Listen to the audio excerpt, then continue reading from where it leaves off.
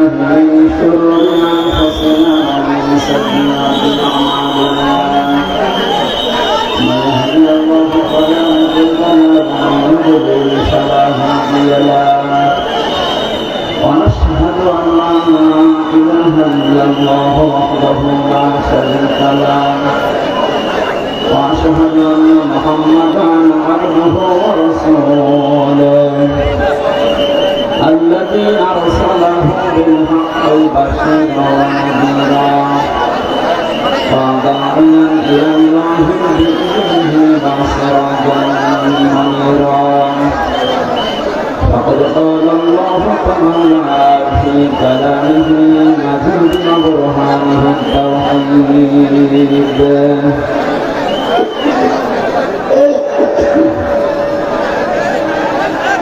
أعوذ بالله من الشيطان الرجيم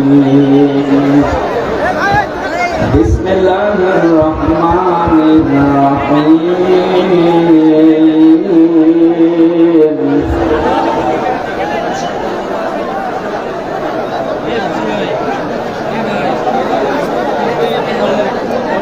والله يدعو إلى دار السلام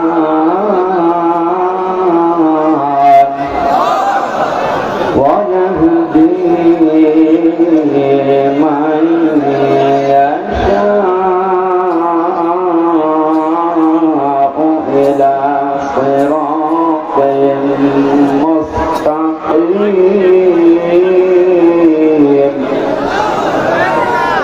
للذين أحسنوا الحسنى وزيادة صدقت يا ربنا اللهم صل على سيدنا مولانا محمد وعلى آل سيدنا مولانا رسول আমার ভালোবাসা রসুল আমার আলোচনা রসুল আমার প্রেম বিরহের মূল আলোচনা রসুল আমার কাজে কর্মের অনুপ্রেরণা আলহামদুলিল্লাহ। বাংলাদেশের ঐতিহ্যবাহী জেলা যশোর চৌগাছা থানার অন্তর্গত রামকৃষ্ণপুর ঈদগাহ ময়দানে মহাবিশ্বের মহাবিশ্বর আমাদের মালিক আমাদের মনিব মহান রব্বুল ইজ্জত ওয়াল জালালের মুখের পবিত্র বাণী কোরআন কারীম ঐতিহাসিক তাফসীরুল কোরআন মাহফিল 2024 শ্রদ্ধাভাজন সভাপতি বিশিষ্ট আলেমে দ্বীন জনাব মাওলানা মুখতার আহমেদ এতক্ষণ পর্যন্ত যিনি আলোচনা রাখলেন বিশিষ্ট ইসলামিক চিন্তাবিদ শিক্ষাবিদ হাজার হাজার ছাত্রের উস্তাদ বিশিষ্ট রাজনীতিবিদ আমার শ্রদ্ধাভাজন ব্যক্তিত্ব জনাব অধ্যাপক মোহাম্মদ মতিয়ার রহমান আতালাল্লাহু উমরাহু ওয়া বারাকাল্লাহু ফি হায়াত প্রাণপ্রিয় যশোরবাসী আল্লাহর দরবারে শুকরিয়া জানাচ্ছি যিনি আমাদেরকে এই প্রচন্ড গরমে তখন বৃষ্টি নেমে যায় বলা যায় না, এই জন্য আমি তাড়াতাড়ি চলে এসেছি। স্যারের আলোচনা এখনো শুনতে পারলে আমাদের ভালো হতো। এখন শীতের সময় না তো, আজকে দুপুরবেলা ছিল আমার ওই সেই বাঘার পাড়া খাজুরা যাওয়ার আধা ঘন্টা আগেও বৃষ্টি হয়ে গেছে। জন্য এখন যেহেতু কোনো গ্যারান্টি ওয়ারেন্টি নেই কখন বৃষ্টি নেমে পড়ে, এই কারণে আমি তাড়াতাড়ি চলে আসি। যে বাড়িতে এসে বসেছিলাম খাবার আনতে বললাম, খাবার আনতেই 40 মিনিট লাগছে। ছাতা খেয়ে আসতে আমার মনে হয় 10টা পার হয়ে গেছে। যদি বৃষ্টি নেমে পড়ে আপনাদের আয়োজন সব দেখা গেছে বৃষ্টি গেল, মানুষ কষ্ট করে এসেছি।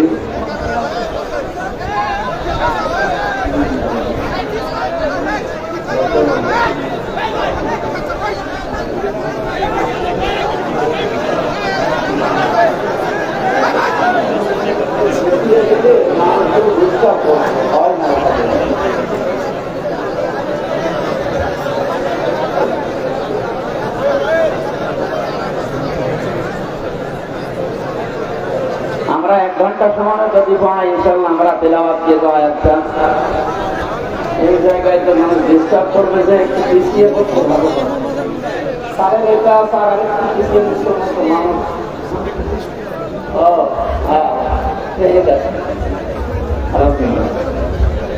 দেখো চেয়ারটা একটু সরিয়ে দেন দিয়ে একটু পিছিয়ে দেন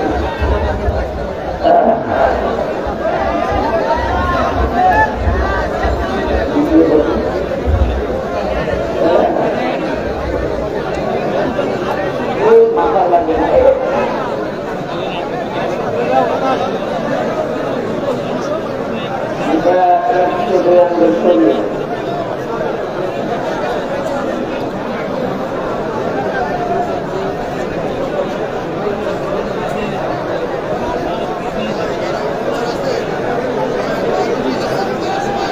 দুনিয়ার সব কাজ বাদ দিয়ে দল মত নির্বিশেষে আল্লাহর কোরআনের মহব্বতে বাড়ি থেকে পর্যন্ত যিনি নিয়ে আসলেন আমরা খুশি হয়ে বলছি আলহামদুলিল্লাহ রব্বানা লাকাল হামদ হামদান কাসীরান তাইয়িবান মুবারাকান ফীহি ইয়া রাব্বি লাকাল হামদু কামা ইয়ানবাগি লিজালালি ওয়াজহিকা ওয়া আযীমি সুলতানিক। বিশ্বনবী জানিয়েছেন এক সাহাবী এই দোয়াটা পড়ছিলেন নামাজের পরে। নবীজি ডাক দিয়ে বললেন, সাহাবী আমি নবী তুমি নবী না, আমি যা দেখতে পাই তুমি তা দেখতে পাও না। তুমি যখন এই কথাগুলো বলছিলেন আমাকে আল্লাহর ফেরেশতারা দেখলাম তোমার জীবনের নেকি লেখার জন্য প্রতিযোগিতা করছে কে কত বেশি নেকি লিখতে পারে। আমরা যেহেতু এটা পড়লাম এখন ফেরেশতাদের কাজ হবে আমাদের আমলনামার দ্বারা প্রতিযোগিতা করে নেকি লেখা আরম্ভ করবে ইনশাআল্লাহ। এত আওয়াজ কানে আসলে আমাদের জানা কথা ভুলে যাবে সাদা।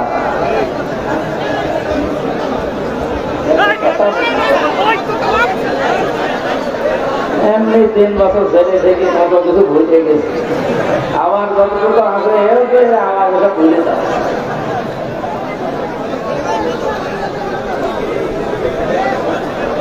আপনাদের এই মাঠে কি এছাড়া আর বড় মাঠ ছিল না এলাকায়? এইভাবে হ্যাঁ আপনারা শুরু করেন, আমরা চলে গেলাম।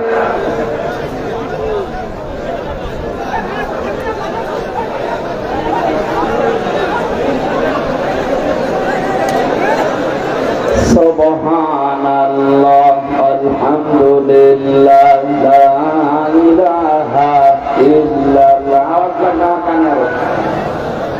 সুবহানাল্লাহ আলহামদুলিল্লাহ লা ইলাহা ইল্লাল্লাহ লা ইলাহা ইল্লাল্লাহ মুহাম্মাদুর রাসূলুল্লাহ।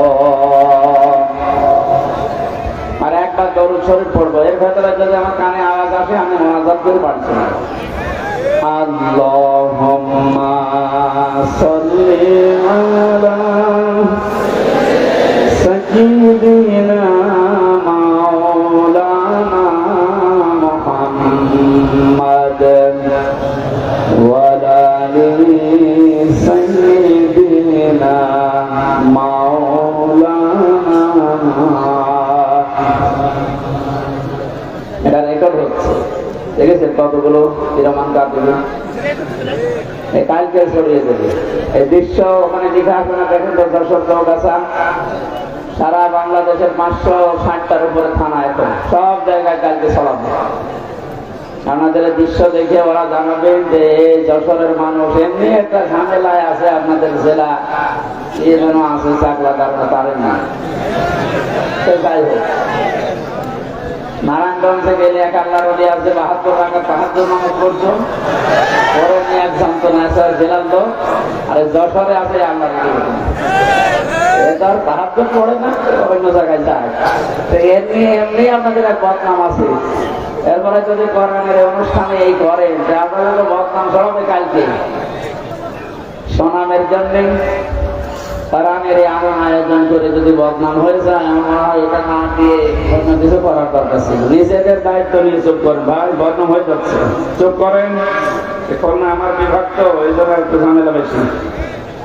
আমরা সারা জীবন রংপুর বিভাগের মানুষদেরকে তার নাম বলি মফিজ, এটা যেন বাদ দিলেন না, কি দেখি ওরা মফিজ হলেও ভালো, নরম সরল, উদার আছে। আমার হলা গাড়িতে হরেন দেয়, তাকিয়ে দেখে যে হরেনকে দিচ্ছে, সাইডটা দিতে, এই কারণে ওদেরকে মফিজ বলে। এটা গরিব মানুষ তো, রংপুর বিভাগের মানুষেরা, ওরা নবীজির হাদিস অনুযায়ী অন্যান্য বিভাগের চাইতে 500 বছর আগে জান্নাতে যাবে। ধনীদের চাইতে গরিবরা কত বছর আগে জান্নাতে যাবে? তোদের আর একটা সমস্যা, ওদের বিড়ি বেশি খায়। আমাদের বিভাগে তৈরি হয় এটা, আর খায় ওরা। আমি যেখানে ছিলাম আফিস গ্রুপে, স্যারকে বলেছিলাম যে এটা বাদ দিন, যদিও এটা দিয়ে আপনাদের শুরুতে এটা বাদ দিয়ে অন্তত কোনো খাবার বানান। ওনারা এটা আমেরিকার কাছে বিক্রি করে দিয়েছে কত হাজার কোটি টাকায় যেন, ওটা দিয়ে এখন খাবার বানায়। 65 রকমের খাবার আকিস গ্রুপ এখন বাংলাদেশ সহ বিশ্বে সাপ্লাই দিচ্ছে। অনেকটা আফসোস করে বলেছিল যে জাতির লোকেরা, আকিস মিয়া, যতদিন পর্যন্ত আমি বিড়ি বানালাম ততদিন কেউ আমার ফতোয়া দিল না। যখন আমি মানুষের রোগ প্রতিরোধের জন্য, রোগ পরিষ্কার করার জন্য, রোগ ভালো হওয়ার জন্য একটা হাসপাতাল বানালাম, তখন যত রকমের ফতোয়া আমার পেছনে মানুষ দিতে আরম্ভ করল। যাই হোক, যে রকমের বদনাম সমস্ত বিভাগের আছে, ওগুলো যেন আবার খুলনা বিভাগের গায়ে না লাগে। আপনারা নিজেরা দায়িত্ব নিয়ে না আর কথা বলেন না ভাইরা, আমি যাই করেন দরকার এই মাহফিলের পরে আপনারা আমি 10 মিনিট সময় দেবো মারামারি করেন, ক্যামেরাটা খাবে, আমরা একটু দেখবো কেমন পারবো। কথা বলবেন না, কথা বলবেন না, পেছনে যারা দাঁড়িয়ে আছেন বসেন। আমরা কোরআনে প্রবেশ করছি, আর কোরআন কিভাবে মানুষের কাছে বলতে হয় এটা ধারণা আল্লাহ দিয়েছে। আমার মন মতো বলতে হবে? এটা কি মমতাজের কনসার্ট নাকি? যা আছে সব তুলিয়ে দিলাম। কোরআনে কারীম জানাচ্ছে যে এইভাবে মানুষকে শোনাও, কিতাবুন উনজিলা ইলাইকা ফালা ইয়াকুন ফি সাদরিকা হারাজুম মিনহু লিতুনযিরা বিহি ওয়া যিকরা লিল মুমিনিন। বলেন আল্লাহু আকবার। সূরা আরাফের 2 নম্বর আয়াতে আল্লাহ বলেন, হে নবী, এই যে একটা কিতাব, এটা আপনাকে আমি দিয়েছি, এটা শুধু জমা খাবে না, তাকের উপরে রেখে দেবেন। হ্যাঁ, এদিকে তাকান। কোরআনকে আল্লাহ এই জন্য আমাদেরকে দিয়েছেন যে শুধু জমা খাবেন আর মাথার উপরে রেখে দেবেন। জবাব দেন। এটা ক্লাস চলছে, ছাত্রের মতো বলবেন, এই জন্য দিয়েছেন। আল্লাহ পাক বলেন, হারাজুম মিনহু লিতুনযিরা বিহি, এই কোরআন প্রচার করবেন, মানুষের কাছে সতর্ক করবেন এটা দিয়ে। কিন্তু একটা বিষয়, এই যে সাদরিকা আছে, এই কোরআন প্রচার করতে গিয়ে, তাফসীর করতে গিয়ে আপনার মনের ভেতরে যেন কোনো সংকীর্ণতা কাজ না করে, দ্বিধা, দ্বন্দ্ব, ভয়, ভীতি এগুলো আপনার কাছে যেন না আসে। কারণ কোরআন প্রচার করতে গেলে এরকম কিছু আসবে, এটা আমি আল্লাহ জানি। হারাজুম শব্দের ব্যাখ্যা পেয়েছি তাফসীরে আমি 2টা।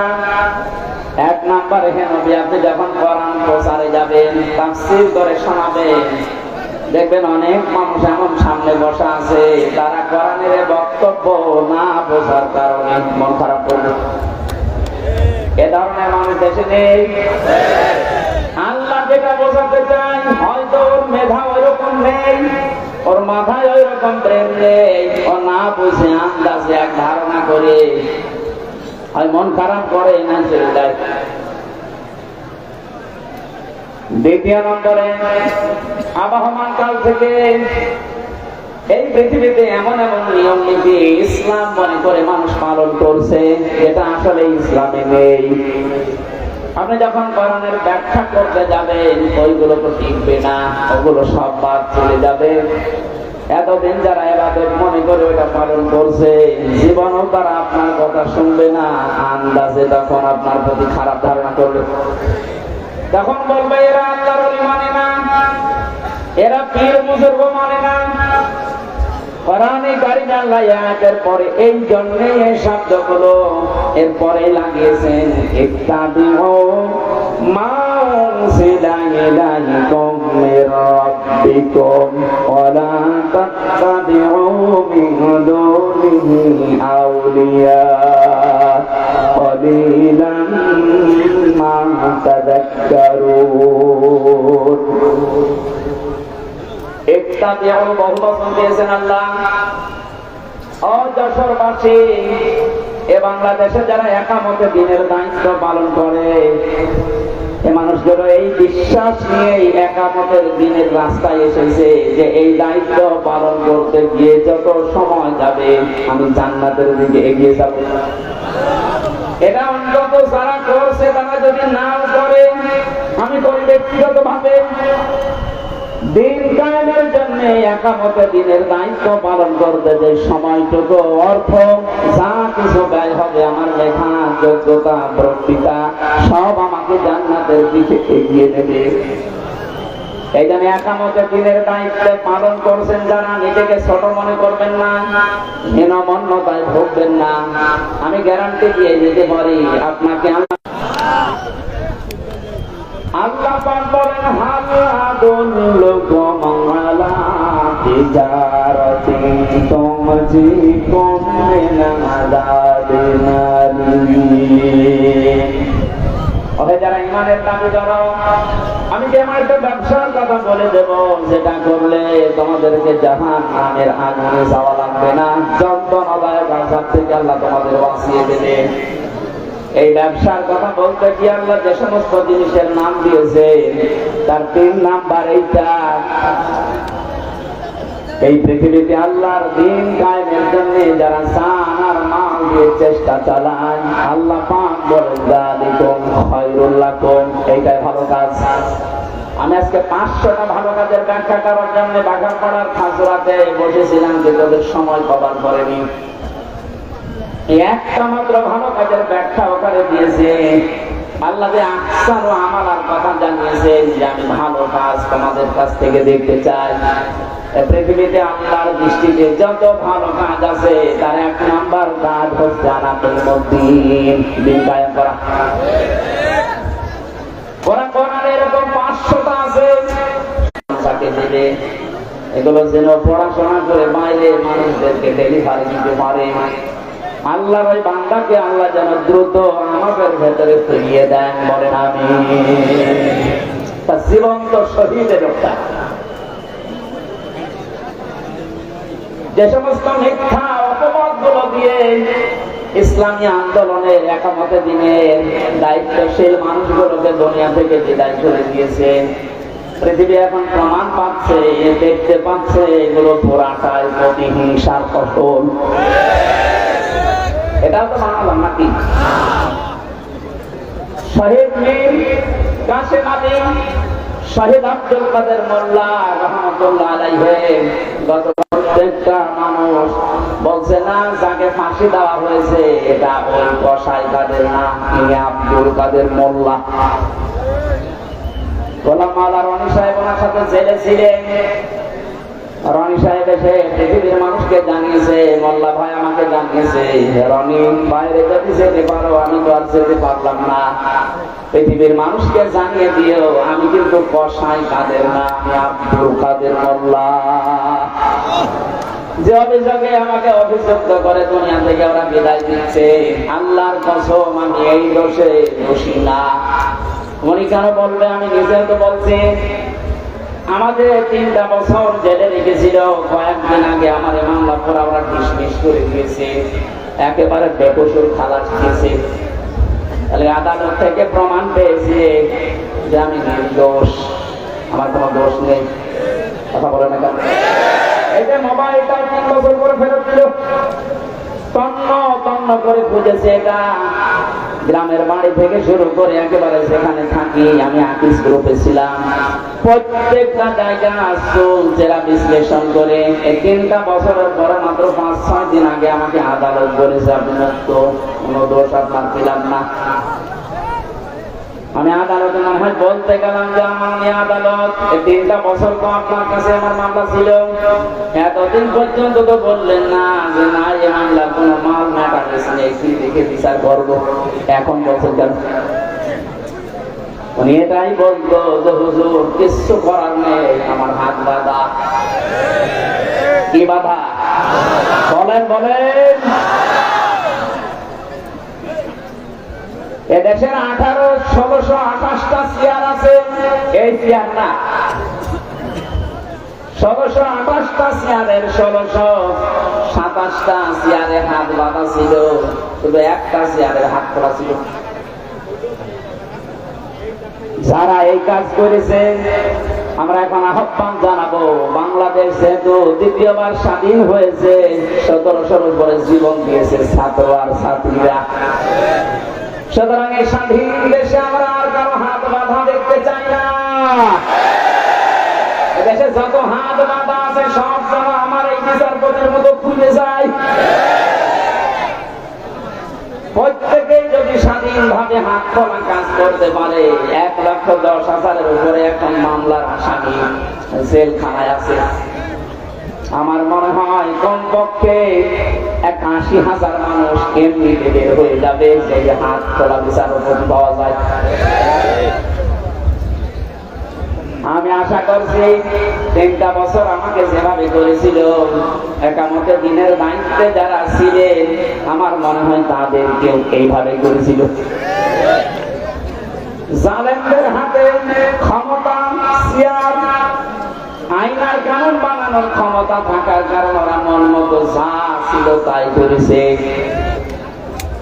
আমারটা যেমন বেকসুর খালাস পেয়েছি, আল্লাহর কসম, যেগুলো মারা গেল, শহীদ হয়ে গেল, এ মানুষগুলো জীবিত থাকলে কেউ বেকসুর খালাস পেয়ে যেত। কোরআনের পাখি শহীদ আল্লামা দেলাওয়ার হোসেন সাইদি রহমতুল্লাহ আলাইহি, অনেকে বলছে উনি মারা গেছে, কে বলেছে মারা গেছে, বিষয়গুলো আমি মেনে জান্নাতে যেতে পারতাম, কসম খোদার, জীবনও আমার আপনাদেরকে আমি দিন কায়েম করা লাগবে এই ঝামেলা কোনো কথা বলতাম না। এটা যে কত বড় যন্ত্রণা। আল্লাহ যেহেতু একটা নিয়ম দিয়েছে যে সবাই মিলে অনুসরণ করো, সবাই মিলে ইত্তেবা করো, একজন করলে হবে না, এই জন্যই তো আমরা সবাইকে নিয়ে অনুসরণ করতে চাই। সুখবর একটা আছে, বাংলাদেশে ইসলামী দল যতগুলো আছে প্রকাশ্য শিরক এবং বেদাত যারা করে এরা বাদ দিয়ে অন্তত আল্লাহ একজন আছে, কেবলাকে কেবলা বলে মানে, এইরকম কিছু নিয়ম নীতিতে যারা কাউকে শরীক করে না, কাউকে বিশ্বাস করে না আল্লাহ বাদে, এই মানুষগুলো দেখলাম আজকে সব এক হওয়ার জন্য ঐক্যবদ্ধ হচ্ছে।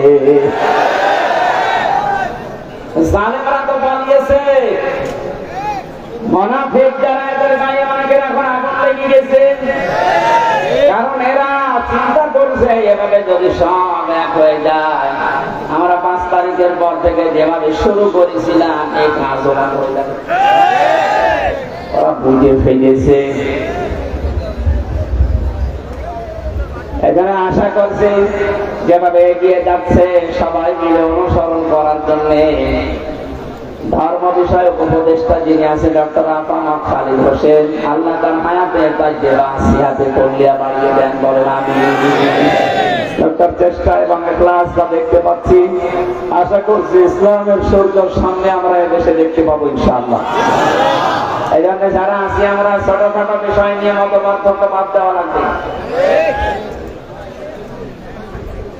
একটা হোস্টেলে 100 জন খাবার খায়, সকালে নাস্তা, কলা, পাউরুটি, 20 জন হোস্টেল ম্যানেজারকে আহ্বান জানিয়েছে যে স্যার এইটা যেন ঠিক থাকে। 80 জন বলছে না এটা আমরা খাবো না, নতুন মেনু আমাদেরকে দেন। কিছু কিছু ছেলেরা বলছে আমাদেরকে খিচুড়ি দেওয়া লাগবে সকালে, কেউ কেউ বলছে আমাদেরকে চিড়া দেওয়া লাগবে, কেউ কেউ বলছে আমাদেরকে রোল দেওয়া লাগবে। আর ওই যে 20 জন ওরা বলছে যা আছে ওইটাই আমরা চাই, কলা পাউরুটি। ম্যানেজার বলছে এভাবে হবে না, ভোট দেওয়া লাগবে। একবারে পাল্টিয়ে দিতে পারি না। ভোট দেওয়ার পরে দেখা গেল ওই যে আগের যে 20 জন আছে কলা আর পাউরুটি ওটা ঠিকই আছে। চিড়া যারা চেয়েছিল তারা 18 জন হয়েছে, যারা খিচুড়ি চেয়েছে তারা 17 জন, যারা রোল চেয়েছে তারাও 15 জন। এভাবে ভাগ ভাগ করতে করতে 20 পর্যন্ত আর চাইনি। আগে যা ছিল ওইটাই গায়েব হয়ে আছে। কি বসালাম বলেন তো? এদেশে 20 জন মাত্র এখন আগের যে সিস্টেম গুলো ছিল ওইটাই চালু রাখতে চাচ্ছে, কিন্তু আমরা এখন 80 জন পাল্টিয়ে গেছে। কথা বলছে আমরা এই 80 জন মিলে এখন যদি এই ছোটখাটো বিষয় নিয়ে মতপার্থক্য করি, কিয়ামতের আগে আমরা 20-এর উপরে যেতে পারবো না। এই জন্য সব বাদ দেওয়া লাগবে। কার কয় পরে টপি, কার লম্বা টপি, কার জব্বা, কার সিরা, কে হাত বাঁধে, কে মোনাজাত করে, এগুলো সব বাদ দেন। আল্লাহ একজন আছে, রাসূল আমার নেতা। এই বিশ্বাসে যারা বিশ্বাসী তারা আমরা এখন 80 জন। আরো জোরে আমরা কোন বিষয় নিয়ে আর সামনে ঝামেলা যেন না করে। 80 জন যদি ঠিক থাকতে পারি, ভোট যদি 80টা এক জায়গায় পড়ে, ওরা তো 20 জন চালিয়ে আসছে আগে থেকে, কিয়ামত পর্যন্ত ওরা আর বাড়বে না, কারণ আমাদের বরদোয়া লেগে আছে। রাব্বিলা তাজারালান আরদি মিনাল কাফিরিনা তাইয়ারা ইন্নাকা ইনতাজারহুম ইয়াদিল্লু ইবাদাকা ওয়ালা ইয়াদিদু ইল্লা ফাজিরান কাফফারা। বলেন আল্লাহু আকবার। হযরত নূহ দোয়া করেছিলেন, মাবুদ বহু চেষ্টা চালিয়েছি 9.5 বছরে, 900 বছর ধরে, এ মানুষ ভালো হয়নি। তোমার কাছে আমি শেষ পর্যায়ে বরদোয়া দিলাম, এদের আন্ডা বাচ্চা পর্যন্ত যেন জমিনে না থাকে, কারণ যেইটা থাকবে ওইটা দিয়ে তোমার বান্দাদেরকে গোমরা বানাবে। আমরা 53 বছর, কোরআনের পাখি প্রায় 50 বছর চেষ্টা চালিয়েছে, কিন্তু জালেমদের পরিবর্তনের কোন সুযোগ ওরা গ্রহণ করেনি। কথা বলে না কেন? চেষ্টা জীবন চালিয়েছিল। অধ্যাপক মতিয়ার রহমান চেষ্টা চালিয়েছে, বহু কায়দায় বুঝিয়েছে আপনাদের। কিন্তু 20 জনের যে অবস্থা, ও সারা জীবন কলা পাউরুটি যাবে। এই কথা বলছে না? 80 জন আমরা পরিবর্তন হয়ে পর্যায়ে এসেছি, আর ওরা সেই 20 জনই আছে। ও কিয়ামতের আগে আর পাল্টাবে না। কেন পাল্টাবে না? খাতামাল্লাহু আলা কুলুবিহিম ওয়া আলা সামিইহিম ওয়া আলা আবসারিহিম গিশাওয়া ওয়া লাহুম আযাবুন আযীম। আল্লাহ পাক বলে, ওদের অন্তরে আমি মোহর লাগিয়ে দিয়েছি, ওদের কানের উপরে, ওদের চোখের উপরে পর্দা লাগিয়েছি, কঠিন যন্ত্রণাদায়ক আযাব ওদের জন্য রেডি আছে। কারণ এই পৃথিবীতে যারা আল্লাহর কালামকে অপমান করার চেষ্টা চালায়, তাদেরকে আল্লাহ হেদায়েত থেকে বঞ্চিত করে দেয়। হযরত আব্দুল্লাহ বিন মাসউদ রাদিয়াল্লাহু তাআলা আনহু কোরআনে কারীমের সূরা রহমান নাযিল হওয়ার পর বিশ্বনবীকে জানিয়েছিলেন, হে নবী, আমারে অনুমতি দেন আমি কাবার চত্বরে একটু তেলাওয়াত করি। ওনার কণ্ঠটা খুব সুন্দর ছিল। ডাক দিয়ে বলেন, ঠিক আছে, মন খুলে দিয়ে পড়তে থাকো। সূরা রহমান হচ্ছে কোরআনে কারীমের সবচাইতে সুন্দর সূরা। তিনি তেলাওয়াত আরম্ভ করলেন, আর রহমান আল্লামাল কুরআন খালাকাল ইনসানা আল্লামাহুল বায়ান। করছিলেন এভাবে হঠাৎ আবু জেহেল শব্দ শোনার পরে এসে হযরতে আব্দুল্লাহ বিন মাসউদের কানের উপরে দিয়েছিলেন এক থাপ্পড়। কান দিয়ে গলগল করে রক্ত বের হয়ে ওই দিন থেকে তিনি চিরদিনের জন্য কালা হয়ে যান, আর শুনতে পাননি। এই যে বধির হয়ে গিয়েছিলেন কানে, বদরের ময়দানে আল্লাহ পাক কোরআনে কারীমের অপমানের শোধ নিয়েছিলেন। যখন আবু জেহেল ঠান্ডা ফ্রিজের মতো পড়েছিল মাছ আর মহাব্বিসের বাড়ি খেয়ে, আব্দুল্লাহ বিন মাসউদ ওখানে যাবার পরে দেখলেন ঠান্ডা ফ্রিজ পড়ে আছে। বুকের উপর চড়ে বসলেন, ডাক দিয়ে বলেন, আবু জেহেল তোমাকে আমি সময় দিলাম এখনো পর্যন্ত মুহাম্মদুর রাসূলুল্লাহর কালেমাটা মেনে নাও। আমি নবীর কাছে সুপারিশ করব, বিশ্ব নবী তোমারে মাফ করে দেবে। আবু জেহেল ডাক দিয়ে বলে, মাসউদ আব্দুল্লাহর ছেলে মুহাম্মদ তোমাদেরকে জাদু করেছে, আমার পর্যন্ত আসতে পারে নাই। বলেন নাউযুবিল্লাহ। এখানে এখনো কথা বন্ধ হয়নি, এরা কি ইয়ার্কি মারা শুনতেছি?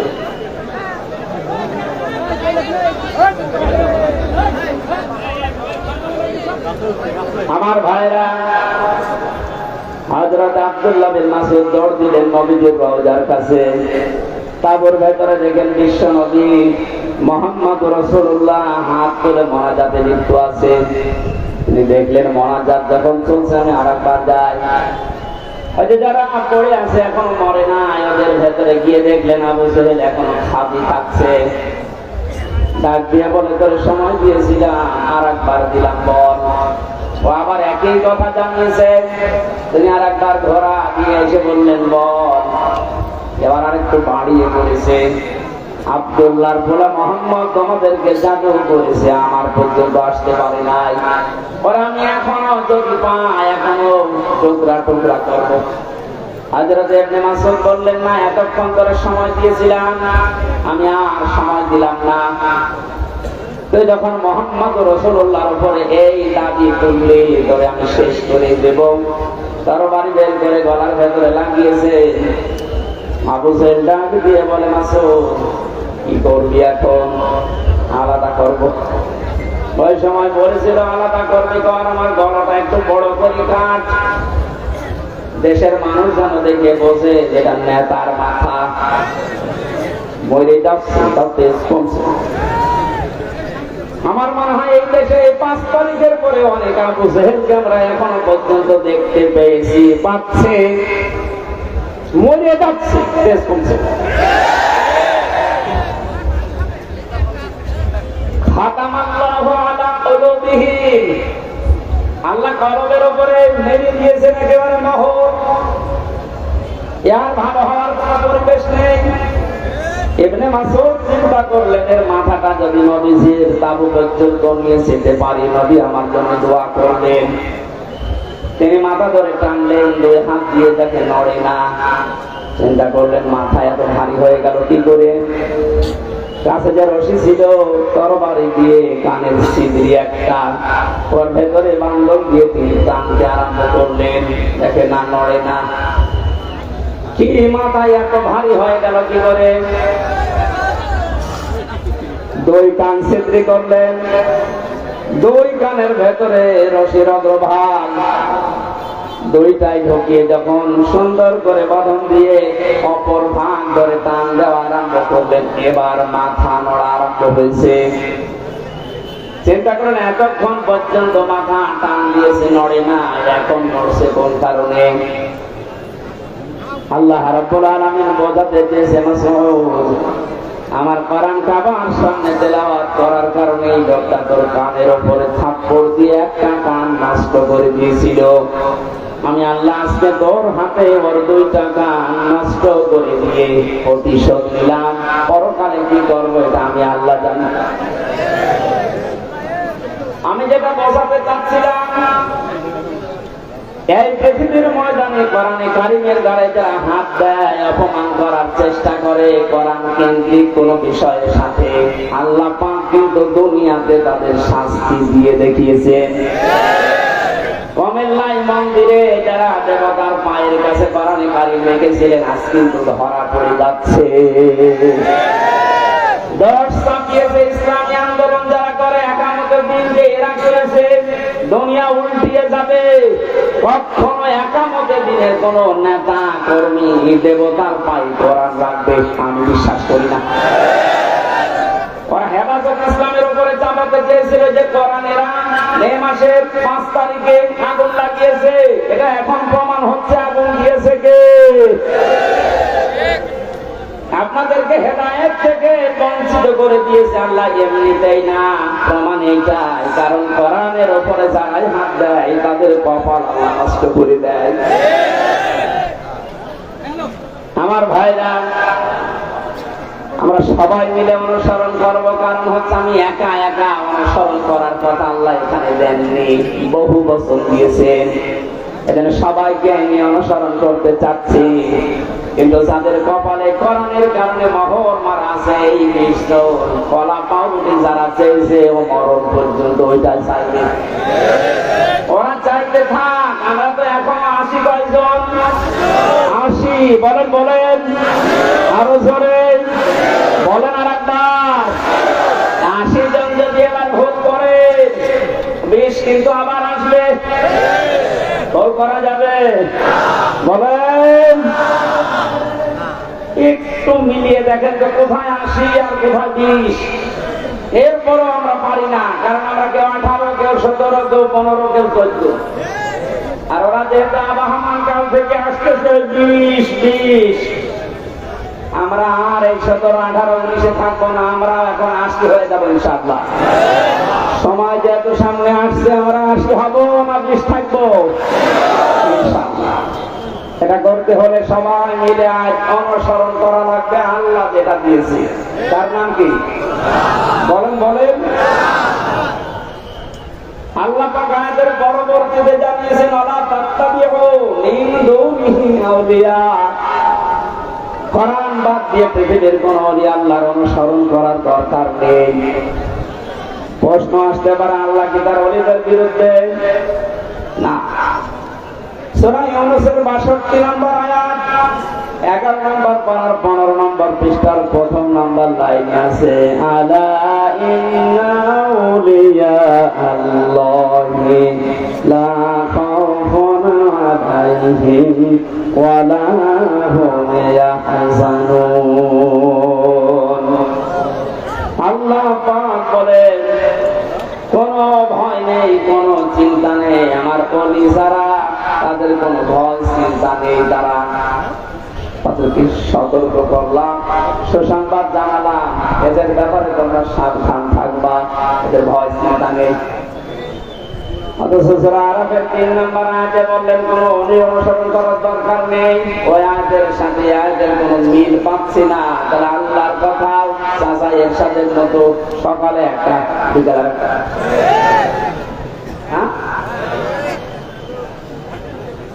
কোরআনে কারিমে আল্লাহ তো জানিয়েছে, লা মুবাদদিলা লিকালিমাতি, আল্লাহর কালামের কোন পরিবর্তন নেই। অথচ ওখানে বললেন ওলিদের কোন চিন্তা নেই, আর এখানে বলছেন ওলির অনুসরণ করার দরকার নেই। মুফাসসিরিনে কেরাম লিখেছেন, আয়াতের ব্যাখ্যা করতে গিয়ে আল্লাহ এই জন্য ওলি অনুসরণ নিষেধ করেছে। আল্লাহ খুব ভালোভাবে জানেন, কারণ বর্তমান ভবিষ্যৎ এগুলো সব জানেন কে? আরো জোরে বলেন। সব যেহেতু তার নিজের জ্ঞানী আছেন, উনি আগেই জানতেন যে ভবিষ্যতে কিয়ামত পর্যন্ত আমার এমন বান্দা বান্দী দুনিয়ায় আসবে, আর আমি আল্লাহর চাইতে ওদের আব্বাকে বড় মনে করবে। এই ধরনের যে ধারণা আমরা শিখেছি আল্লাহর কাছ থেকে, আপনি হয়তো না বোঝার কারণে মন খারাপ করতে পারেন। 2 নম্বরে আল্লাহ যেটা জানাতে চেয়েছে ওটা আবহমান কাল থেকে আসতেছে, আল্লাহর বক্তব্যের সাথে মিলছে না। এখন আপনি কি ওই বাপ দাদার তাই মেনে চলবে, না আল্লাহর বর্ণনা করাটা? এখানে আর একটা বিষয়, একটা মাসলা পাওয়া যায়।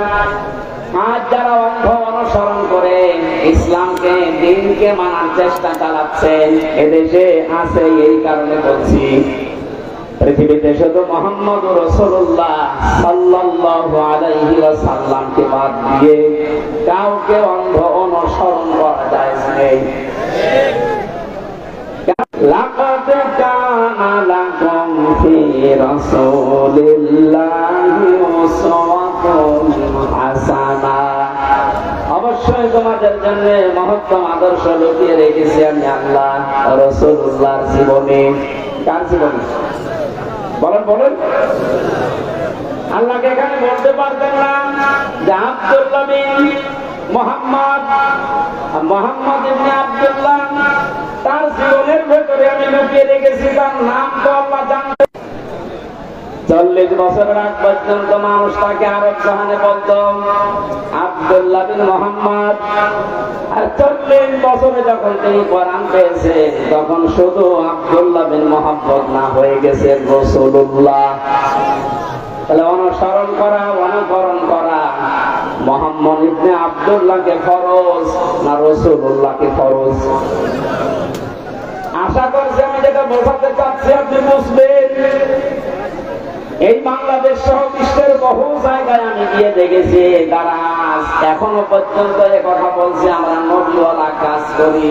হ্যাঁ, কারণ তিনি ওই সময় সত্য কথা বলতেন, ভালো কাজের আঞ্জাম দিতেন। কোন মানুষ যদি বিপদে পড়তেন সেখানে এগিয়ে যেতেন।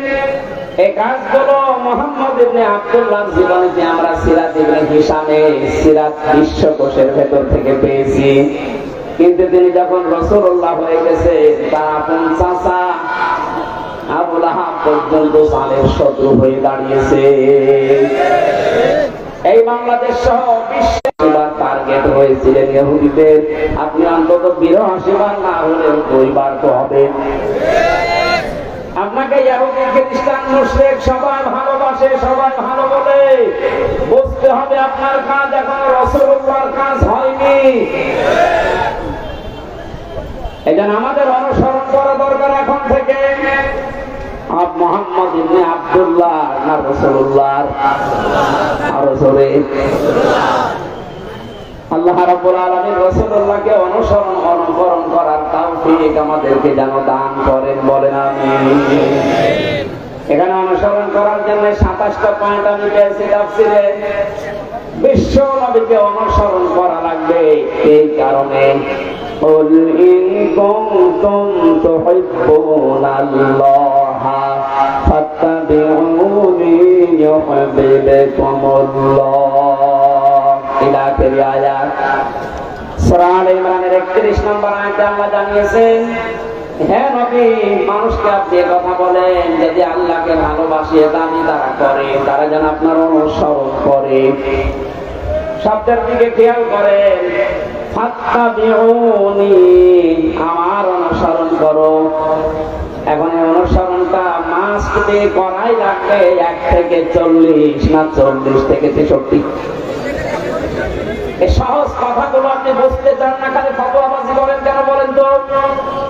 1 থেকে 40 বছর পর্যন্ত পৃথিবীতে কেউ যদি মুহাম্মদ ইবনে আব্দুল্লাহকে না মানে অনুসরণ না করে সে জান্নাতে যাবে না। একটা হাদিস দেখা, কোরআনের একটা আয়াত বলে, কিন্তু মুহাম্মদ ইবনে আব্দুল্লাহ থেকে যখন রাসূলুল্লাহ হয়ে গেছেন, আমরা সবাই এখানে জানি উনি রাসূল হয়েছিলেন কত বছর বয়সে? আরো জোরে বলেন। 40 থেকে 63 কত? এই 23 বছরের 1 সেকেন্ডও যদি কেউ না মানে সে কাফের। ফতোয়া নতুন করে বানানো লাগবে? আল্লাহর কোরআন জানিয়েছে রাসূলুল্লাহকে অনুসরণ করা মাস্ট বি ফরজ। আমা আতাকুমুর রাসূল, আল্লাহ কিন্তু আমা আতাকুম মুহাম্মদ ইবনে আব্দুল্লাহ দেননি। শব্দগুলো একটু খেয়াল করে পড়তে পারেন না? আমা আতাকুমুর রাসূল, তোমাদের কাছে রাসূল যা নিয়ে এসেছেন আখযুহু, ওটা আঁকড়িয়ে ধরো। আমার নাহাকুম আনহু ফান্তাহু, এটা আনহু হুরমার যায় রাসূলুল্লাহর দিকে। তোমাদেরকে রাসূলুল্লাহ যা নিষেধ করে ওইগুলো ছেড়ে দাও। আত্তাকুল্লাহ, আল্লাহকে ভয় করো। ইন্নাল্লাহা শাদীদুল ইকাব, অবশ্যই আল্লাহর আযাব বড় কঠিন। এবার আসেন আয়াতের মূল শিক্ষায়। বিশ্বনবী মুহাম্মদ রাসূলুল্লাহ আমরা সবাই স্বীকার করে নিচ্ছি যে উনি হয়েছিলেন 40 বছরে, না জন্মের পরে? আরো জোরে বলেন। ওনাকে অনুসরণ করা লাগবে কি মুহাম্মদ ইবনে আব্দুল্লাহ হিসাবে না রাসূলুল্লাহ হিসাবে? রাসূলুল্লাহ হিসাবে অনুসরণ করলে এখানে ফাত্তা নিয়ে দিয়েছে। আল্লাহকে ভালোবাসিয়ে দাবি যদি করে থাকো, এখানে ইহুদি খ্রিস্টান বৌদ্ধ 4500 ধর্মের লোকেরা আছে, প্রত্যেকেই তার দেবতা বলেন, ভগবান বলেন, গড বলেন, যাই বলেন, সবাই কিন্তু বোঝাতে চায় কাকে? বলেন বলেন। কিছু রূপক জিনিস হয়তো তারা বানায়, কিন্তু আসল কিন্তু আল্লাহ। আপনি হিন্দুদের বিপদে পড়লে দেখবেন রূপক যে 12 মাসে তারা পূজা করে 33 কোটি দেবতা, ওদের একটার উপরেও পূর্ণ বিশ্বাস ওদের নেই। ওদের বিশ্বাসও একজন আছে। আমার অনুষ্ঠানগুলো ভারতে বেশি থাকতো আগে, 17, 18, 19 সালে আমি ভারতেই বেশি ছিলাম। দেখেছি ওই সমস্ত জায়গায় বিপদে পড়লে হিন্দু ড্রাইভার আমাকে চালিয়ে নিয়ে যেত কলকাতায়। ও বেটা হিন্দু মানুষ, ভগবানকে ডাকা বাদ দিয়ে বিপদে পড়লে, চরম বৃষ্টি যখন, তখন বলছি উপরওয়ালা একজন আছে।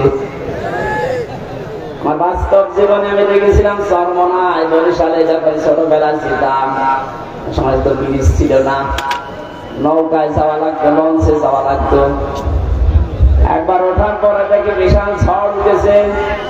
আমরা যারা মুসলমান পড়ছি লা ইলাহা ইল্লাল্লাহ, লা ইলাহা ইল্লা আনতা সুবহানাকা ইন্নী কুনতু মিনাজ জালিমিন।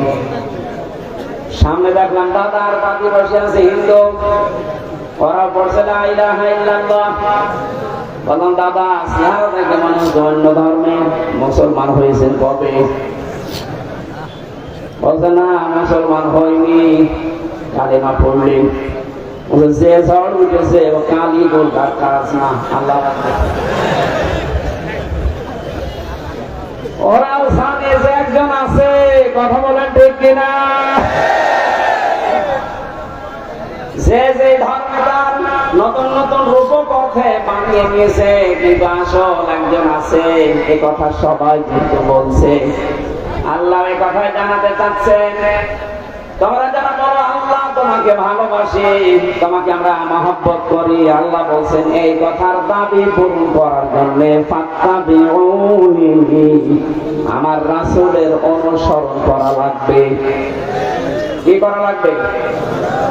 এবার আমার প্রশ্ন, এখানে যারা জ্ঞানী মানুষ তাদের কাছে, এই অনুসরণকে আংশিক না পূর্ণাঙ্গ? আরো জোরে বলেন। আজ এই বাংলাদেশ সহ বিশ্বের বহু মুসলমানেরা, আমি যে সিঙ্গাপুর, মালয়েশিয়া কয়েকটা রাষ্ট্র ঘুরে আসলাম এই 15-20 দিন আগ থেকে, বাস্তবতা দেখেছি হাজার হাজার লক্ষ লক্ষ আমাদের মতো মুসলমান আংশিক কিছু মানা, কিছু অনুসরণের মাধ্যমে ওরা মনে করছে আমরা নাজাত পেয়ে যাব। অথচ ফাত্তাবিউনি, আমার অনুসরণ করো। আমরা সবাই স্বীকার করছি অনুসরণ আংশিক না, এটা পূর্ণাঙ্গ। নাকি আংশিক?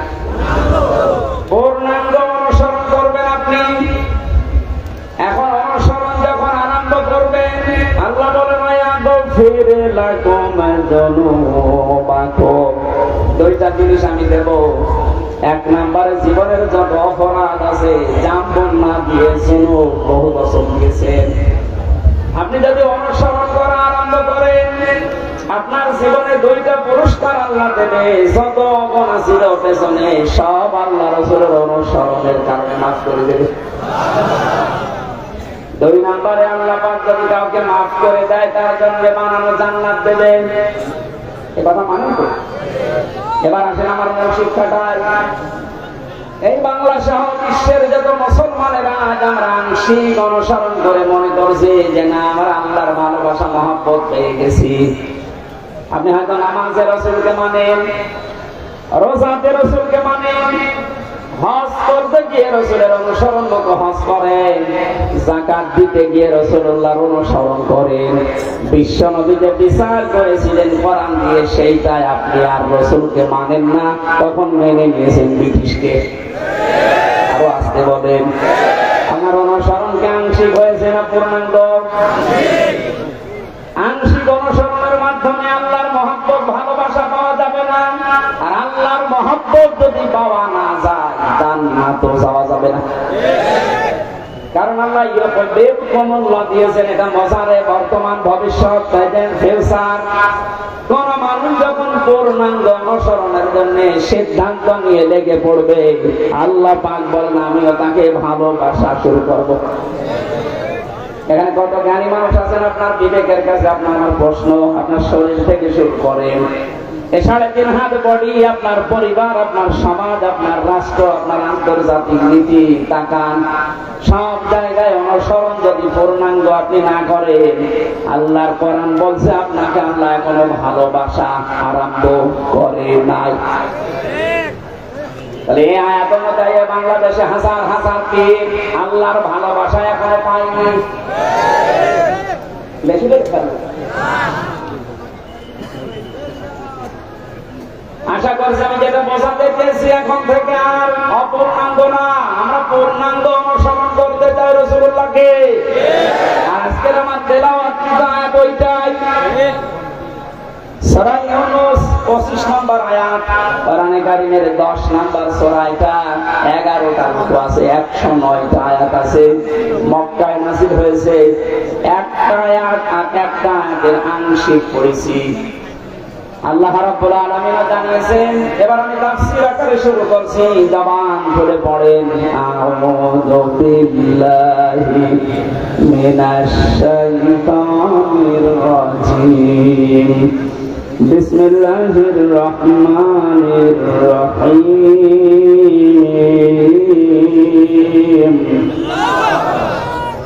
ওয়াল্লাহু ইয়াদউ ইলা দারিস সালাম। আল্লাহ পাক বলেন, আমি আল্লাহ তোমাদেরকে আহ্বান জানাচ্ছি, ডাকতেছি শান্তির ঘরের দিকে। আজ বাংলাদেশ বৈষম্য বিরোধী ছাত্র আন্দোলনের মাধ্যমে যে 9টা দফা দিয়েছিল, দফাগুলো একটা একটা করে পড়ে দেখেন, আমি তো মিলিয়ে দেখেছি এর বাস্তব প্রতিফলন ওই 9টা। আমি ওগুলো সব নোট করেছি, একটা একটা করে আপনি মিলাবেন এখন থেকে। যারা আছেন যেখানে দাঁড়িয়ে বসে শুয়ে খুব অ্যাক্টিভ, আল্লাহ পাক বলেন আমি তোমাদেরকে ডাকি আমার শান্তির ঘরের দিকে। তাম বাংলাদেশের এই ৫৬,০০০ বর্গ মাইল মনে করেন একটা ঘর, এটা কি? আরো জোরে বলেন। আল্লাহ যে ঘরের দিকে ডাকতেছে, ওই ঘরের নাম জান্নাত। ওই ঘরের নাম কি? ৮টা জান্নাতের যে দরজা আমরা নাম শুনি, জান্নাতের দরজা 8টা না 100টার উপরে আমি কোরআনে পেয়েছি। এ বিষয়ে একটা বইও লিখেছিলাম ওই সময়, যে জান্নাতের স্তর 100টা, তার ভেতরে দারুস সালাম একটা দরজার নাম। দারুস সালাম মানে শান্তির বাড়ি বা ঘর। আল্লাহ পাক এখানে ডাক দিয়েছেন যে তোমরা শান্তির ঘরে প্রবেশ করো। এই পৃথিবীর মানুষ যেটা উদাহরণ দিয়ে বসে বেশি আমি ওইভাবে সেট করেছি, বাস্তবে আমরা দেখি একটা ঘর যদি কেউ বানাতে চায় বসবাসের জন্য, শান্তি পাওয়ার জন্য, ইসলাম শব্দটা এখানে আল্লাহ দিয়েছেন দারুস সালাম, সালাম সিলমুন, এখান থেকে ইসলাম এর শাব্দিক অর্থ হচ্ছে শান্তি। কিন্তু কেউ যদি সুখ পেতে চায়, এর আলাদা একটা আরবি শব্দ আছে রাহাতুন। রাহাতুন মানে সুখ। রাহাতুন মানে কি? ঘরের ভেতরে মানুষ সুখ পাওয়ার জন্য প্রবেশ করে। এই যে এখান থেকে সারাদিন সারা রাত মানুষ কর্মজীবন শেষ করে যখন বাড়িতে যায়, ঘরে প্রবেশ করার সঙ্গে সঙ্গে একটা অজানা সুখ আপনাকে ঘিরে ধরে। আপনি হয়তো টের পান না, বাইরে যতক্ষণ আগে ততক্ষণ একটা আতঙ্ক কাজ করে, একটা ভয় কাজ করে। অথচ ঘরের ভেতরে 4 দেওয়াল দিয়ে যেটা আটকানো, কি আছে ওর ভেতরে? ওখানে গেলে একটা আলাদা শান্তি, ওই ভয়টা আল্লাহ তাআলা দূর করে দেয়। কথা বলেন ঠিক কিনা? আল্লাহ বলেন, আমি আমার একটা ঘরের দিকে তোমাদেরকে ডাকছি, যে ঘরে প্রবেশ করলেই তোমরা সুখ আর শান্তি দুইটাই পেয়ে যাবে। যেহেতু আমরা এখন একটা ঘর বানাবো, ঘর বানাতে প্রথমে খুঁটি দেওয়া লাগে। কি দেওয়া লাগে? খুঁটি বা পিলার দেওয়া লাগে। আল্লাহ যে ঘর বানাতে আমাদেরকে নির্দেশ দিচ্ছে যে শান্তির ঘরে প্রবেশ করো, এই ঘর যদি 56,000 বর্গ মাইলকে আপনি বানাতে চান, তাহলে 4টা খুঁটি আল্লাহর কাছ থেকে নেওয়া লাগবে। এই খুঁটিগুলো যদি কেউ ভারত থেকে নেয়, বিপদে পড়বে। ওরা এখন বিপদে আছে। কথা বলেন না কারা? ওরা বহু চেষ্টা চালিয়েছিল ওই সময় পাকিস্তান থেকে আমাদের এই চেষ্টাকে ভাগ করার জন্য। ওরা যেমন সাহায্য করেছে, 7 সিস্টারের মাধ্যমে ওদের দেশকে ভাগ করার জন্য আমরা তারা আরো শোধ দিয়ে দেব। আপনি যা করেছেন আমরা ওইটাই করবো। আপনারা ওই সময় ভাগ করে যদি আমাদের মন্দ হয়ে যান, আমরাও কথা বলছেন। শুরু হয়ে গেছে অলরেডি। আলাদা পতাকা বানিয়ে উড়িয়ে দিয়েছে মণিপুরে। খেলা হবে না, খেলা আরম্ভ হয়ে গেছে।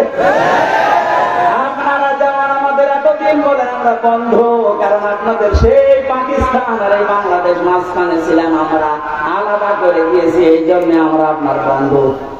আমরাও পাশে তো দেখলাম ডক্টর ইউনূস প্রথমে এই ঘোষণা দিয়েছিল, এদেশকে অশান্ত করার জন্য যদি চেষ্টা চালান, 7 সিস্টার থাকবে না। মনে যদি নাও করোনার পেছনে যে দেওয়াল আছে, তারা হয়তো একটু কাঁটি নাড়াচ্ছে। আন্তর্জাতিক যে বিষয়গুলো আমি এখানে বলতে চাচ্ছি না। যাই হোক, আমি এতটুকু টাচ দিলাম, ওরা আমাদেরকে পাকিস্তান থেকে আলাদা করে যদি ওরা বন্ধু হয়, ওদেরকে আমরা এই 7 সিস্টার 7টা অংশ ভাগ করে বন্ধু হব। আমরা তো ওরা একটা করেছিল, আমরা 7টা করে দিচ্ছি। আমরা আরো বড় বন্ধু না?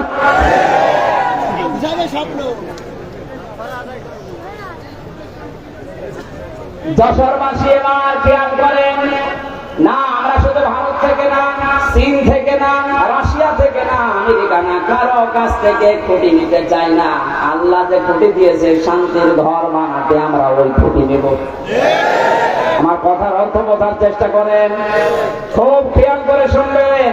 আমি কোরআনে কারীম থেকে পেয়েছি, 1 নম্বরে আল্লাহ পাক বুনিয়াল ইসলাম আলা খামসিন শাহাদাতি আল্লাহ ইলাহা ইল্লাল্লাহ।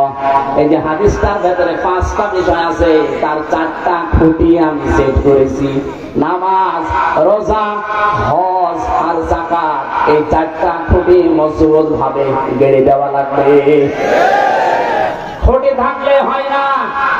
ঘরকে শান্তির ঘর বানাতে হলে বেড়া দেওয়া লাগে। কথা বলে না কেন? কোরআনে কারীম থেকে আমি বেড়া বের করেছি 4টা। 1 নম্বরে বেড়া, 1 নম্বরে বেড়ার নাম হচ্ছে রাজনীতির বেড়া। এটা যেটা চলছে এখন দেশে, এটা পরিষ্কার করা লাগবে। 4টা বেড়া দিতে হয়, 4 দিকে দেওয়াল দেওয়া লাগে। 1 নম্বর দেওয়াল তুলতে হবে রাজনীতির দেওয়াল। এটা অলরেডি আরম্ভ হয়ে গেছে এখন। যেহেতু আমরা শান্তির ঘর চাই, আর পৃথিবীতে শান্তির ঘরের দেওয়াল দিতে হলে রাজনীতি, এটা লেনিনের কার্ল মার্ক্সের না, রাজনীতি নেওয়া লাগবে রাসূলুল্লাহ। এবার রাসূলুল্লাহর রাজনীতি কি? এবার তাকান সূরা নিসা 5 নম্বর পারা 6 নম্বর পৃষ্ঠা 9 নম্বর লাইনের 59 নম্বর আয়াতের প্রথম অংশ।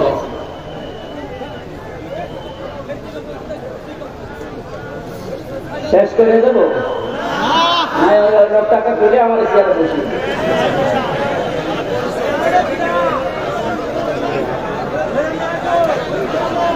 সুবহানাল্লাহ, আলহামদুলিল্লাহ, লা ইলাহা ইল্লাল্লাহ। সুবহানাল্লাহ, আলহামদুলিল্লাহ, লা ইল্লাল্লাহ। মাইকের আওয়াজ আর গলা ব্যথা করছে। সুবহানাল্লাহ। দেখলেন না, এটা রওশনের সাথে মাইকে কিন্তু বর্তমান করে দেবে। এখন আওয়াজ করছে না, গলাটা নষ্ট করার জন্য ধান্দা আছে না। আমার আওয়াজ ফাঁকা, আওয়াজ না বাড়িয়ে রেখে কিছু কম করে। সুবহানাল্লাহ, আলহামদুলিল্লাহ, লা ইলাহা ইল্লাল্লাহ।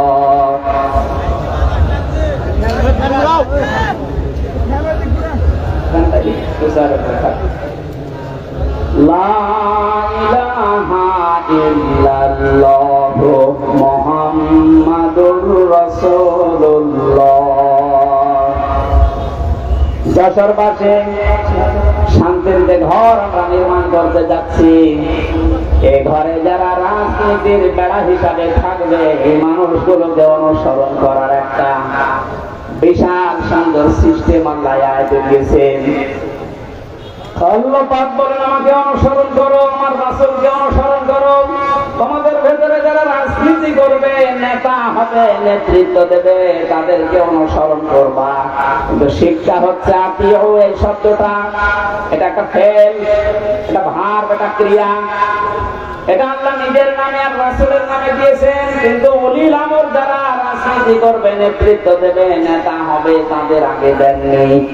ও বাংলার মুসলমানেরা, এমন একটা ঘর যেহেতু আমরা নির্মাণ করতে যাচ্ছি, যে ঘরে প্রবেশ করলে কোনো ভয় থাকবে না,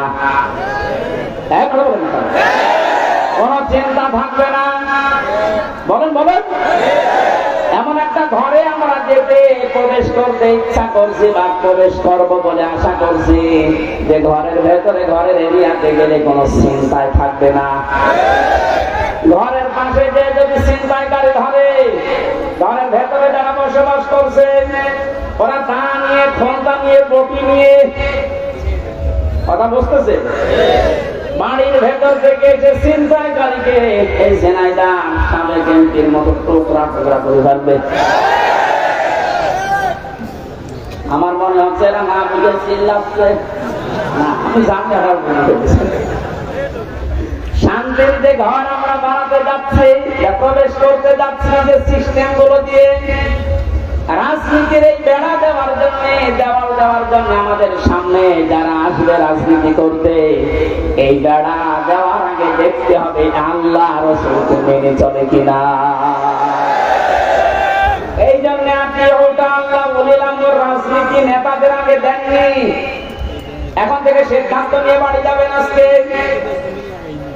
এই বেড়াটা যেহেতু সামনে দেওয়া লাগবে শান্তির ঘরে, সুতরাং আল্লাহ রাসূলকে যদি আমার বাবা হয়েও মেনে না চলে, ওই বাবাকে আমি ভোট দেব না। আর আমার আত্মীয় না, দূরের মানুষ, ও যদি আল্লাহ রাসূলকে মেনে চলে, ওর দ্বারা দুনিয়া এবং আখিরাতে আমার কাজ হবে। এটা কাজ হবে ওর দ্বারা, এটা আমি মানলাম না। বলেন, সূরা নিসা 5 নম্বর পারার 10 নম্বর পৃষ্ঠার 12 নম্বর লাইনের 85 নম্বর আয়াতে আছে, মাইয়াশফা শাফাআতান হাসানাতাই ইয়াকুল্লাহু নাসীবুম মিনহা। দলিলগুলো লম্বা করছি না, গরমে আমার ভেতরে ঘেমে যাচ্ছে, জন্য তাড়াতাড়ি করছি। দুনিয়ায় যারা একটা ভালো কাজে সুপারিশ করবে, ভোট দেবে, রায় দেবে, সমর্থন জানাবে, ওই লোকটা সিয়ার পাওয়ার পরে যে ভালো কাজ করে সওয়াব পাবে, আপনি শুধু এই রায় দেওয়ার কারণে একই সওয়াব পাবেন। যেই লোকটা এই কাজ করে আমাকে উপকার করছে দুনিয়া এবং আখিরাতে, সে যদি আমার গোলাম ভাই না হয়, আমার বাবা না হয়, ও যদি আল্লাহ রাসূলকে মেনে চলতে পারে, ওকে আমি সমর্থন জানাবো, সাপোর্ট করব, সুপারিশ করব। তারা এই মতের সাথে রাজি আছেন? দেখে লিল্লাহি তাকবীর।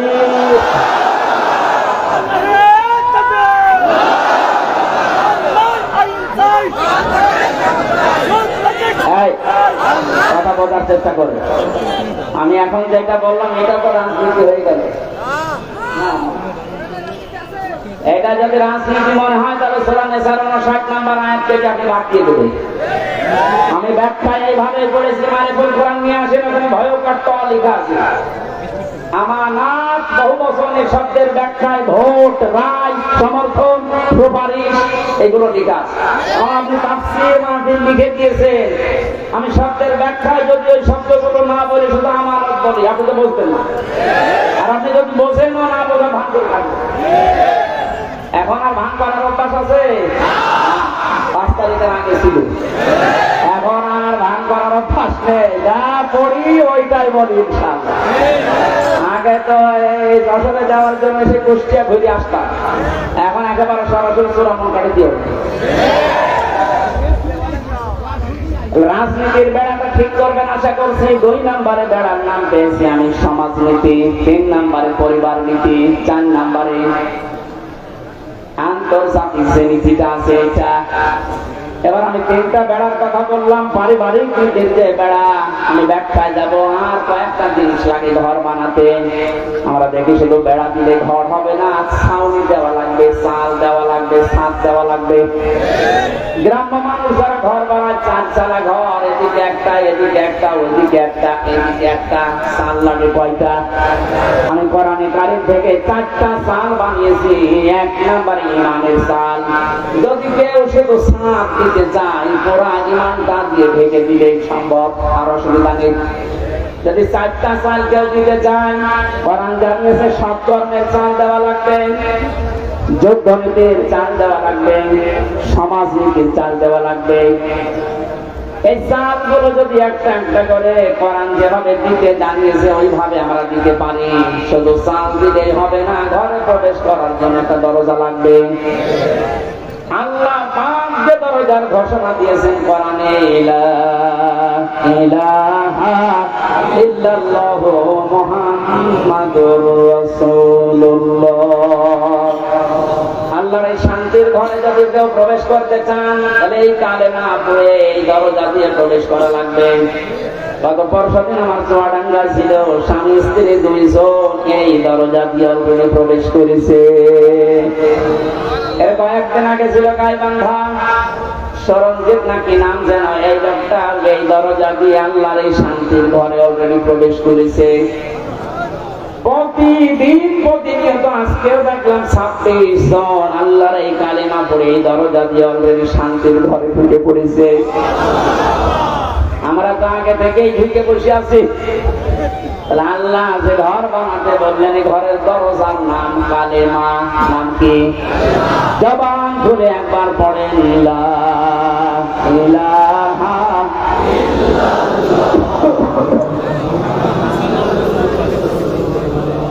ঘরে এবার প্রবেশ করছি যারা, এ ঘরে প্রবেশ করতে হলে আংশিক পা দিয়ে আর এক পা বের করে রেখেছি, শান্তিতে থাকতে পারবেন। দরজা দেওয়া লাগবে না, বলেন। দরজা যদি কেউ দিতে চায়, কোরআনে কারীম জানাচ্ছে, ইয়া আইয়ুহাল্লাযীনা আমানু দুখুলু ফিস-সিলমি কাফা। সূরা বাকারা 208 নম্বর আয়াতের প্রথম অংশে আছে, ও হে ঈমানদারেরা, তোমরা যদি সত্যি শান্তি পেতে চাও, আমি যে ঘর দিলাম ইসলামের, এখানে আংশিক প্রবেশ করবা না, পুরোপুরি প্রবেশ করো। ধরে বলেন আল্লাহু আকবার। ঘরে প্রবেশ করে যদি দেখেন জ্বালানা নেই, থাকতে পারবে? আরামে ঘুমাবেন, দরজা বন্ধ, জ্বালানা দিয়ে কি হয়ে যাবে? আল্লাহ পাক এজন্য জানিয়েছেন, এই ঘর শান্তিময় রাখতে হলে আগে জ্বালানা ঠিক করো। আমরা কোনো ঘরের 2টা, 3টা, 4টা পর্যন্ত জ্বালানা দেখি। কোরআনে কারীম থেকে আমি জ্বালানা পেয়েছি, এই দিক থেকে বাতাস ঢুকবে, ওই দিকে বের হয়ে যাবে। 2টা, একটা মুআমালাত আর একটা মুআশারাত। আমিরে জামাত ডাক্তার শফিকুর রহমান যেটা এখন অলরেডি আরম্ভ করেছে, এই কথা বলছেন, শান্তির এই ঘরে থাকতে হলে জ্বালানা লাগবে। আর একটা দিলে হবে না, একটা জ্বালানা দিলে বাতাস একদিকে প্রবেশ করে দম বন্ধ হয়ে যাবে। এটা যেন বের হতে চায়, এই জন্য আমাদের মুআমালাত, মুআশারাত ঠিক করা লাগবে। মানে ভারতকে জানিয়েছেন আপনাদেরকে আমরা বন্ধ হিসাবে পেতে চাই। চীনের রাষ্ট্রদূত সেদিন যে প্রশংসা করেছে, জালেমরা তো নেই, অনেক মুনাফিক এখন চলে যাচ্ছে। কত বিচক্ষণ লোক আপনি জানেন। আমি ছিলাম তার সাথে 4 দিন, বাস্তবতা দেখেছি। লোকের মাথা একটা ম্যাগনেট। আপনি 20 বছর পরে যেটা বুঝবেন, আল্লাহ ওনাকে 20 বছর আগে ওটা বোঝার মতো তৌফিক দিয়ে দিয়েছেন। ওনার যে স্যাক্রিফাইস, ওনার যে বিচক্ষণতা, যে তাওয়াক্কুল ভেতরে আছে, আর যে ইখলাস নিয়ে উনি কাজ করে, আমার আল্লাহ মনে হয় এই কারণে ওনাকে আস্তে আস্তে তুলে দিচ্ছে। আপনি যত ষড়যন্ত্র করেন রুখতে পারবেন না। ওনার প্রতিটি পদক্ষেপ আমার মনে হয় তাহাজ্জুদের নামাজ পড়ে সিদ্ধান্ত নিয়ে তারপরে করেন। জেলখানায় যতদিন আমি দেখেছি, আমার তো সেজদা ছিল 2 মিনিট 2.5 মিনিট, আর ওনার সেজদা ছিল 1 ঘন্টা 1.5 ঘন্টা। উনি সেজদায় যে মনে হয় কাঁদতেন যে আল্লাহ আমাকে আরো ছেলে মেয়ে বেশি দাও, আমার সম্পদ আরো বাড়িয়ে দাও। কি করেছে 1 ঘন্টা 1.5 ঘন্টা সেজদায় বসে বসে। এমন এমন কিছু নিয়ে যে বছরের পর বছর জেল খাটার মাধ্যমে চেয়েছিলেন, আমার আল্লাহ ওই চাওয়াগুলো জিনিস এখন আস্তে আস্তে ওনাকে দিয়ে দিচ্ছে। জালেমরা বিদায় নিয়েছে, মুনাফিকদেরকে বলবো আপনি থামেন, পারবেন না। কারণ ওনার যে মুআমালাত, ওনার যে মুআশারাত, যে বিচক্ষণতা। কোথায়? কুষ্টিয়ায় 3 জন হাসপাতালে ভর্তি আছে। কুষ্টিয়ার জেলা আমি জানি না, মনে আছে কক্সবাজারে, ওখান থেকে জেলা আমিরকে কল দিয়ে বলছে 3 জন আপনার জেলায় হাসপাতালে কিছুক্ষণ আগে অ্যাক্সিডেন্ট করে পড়ে আছে, আপনি কোথায়? বলেন তো তার দূরদর্শিতা কত দূর। এরকম একটা জেলা না 64টা জেলা বাংলাদেশে।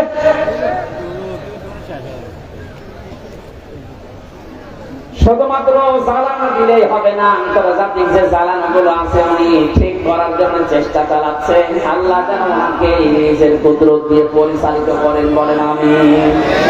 শুধু জ্বালানো থাকলেও ঘর ঠিক থাকে না, ভেন্টিলেটর লাগে। কথা বলছেন না? ভেন্টিলেটর লাগবে না আলো বাতাস প্রবেশ করার জন্য, ডিশের তার লাগানো লাগবে না, বিদ্যুতের তার লাগানো লাগবে, ওয়াইফাই তার লাগাবেন না। তো আপনি আন্তর্জাতিক বিশ্ব নিয়ে খেলবেন কি করে, জানবেন কি করে? এই জন্য ভেন্টিলেটর লাগবে কমপক্ষে 2টা 4টা। আল্লাহ রাব্বুল আলামিন কোরআনে কারিমে এমন সুন্দর সুন্দর ভেন্টিলেটর দিয়েছে। সূরা আলে ইমরানের 85 নম্বর আয়াতে আছে, সূরা আলে ইমরানের 83 নম্বর আয়াতে আছে, সূরা আলে ইমরানের 19 নম্বর আয়াতে আছে। সুবহানাল্লাহ বলতে পারেন না? আমার গলা ব্যথা করছে, এজন্য দলিলগুলো শুধু নাম বলছি।